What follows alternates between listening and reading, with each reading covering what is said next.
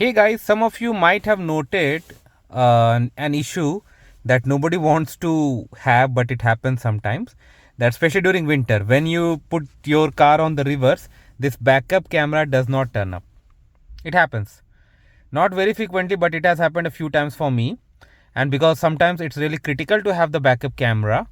So what I decided, like today I had the maintenance at my car dealership. So I decided to get it checked.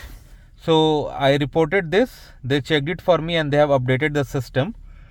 Unfortunately, it has cost me $74.50, but they have guaranteed that this will now fix the problem.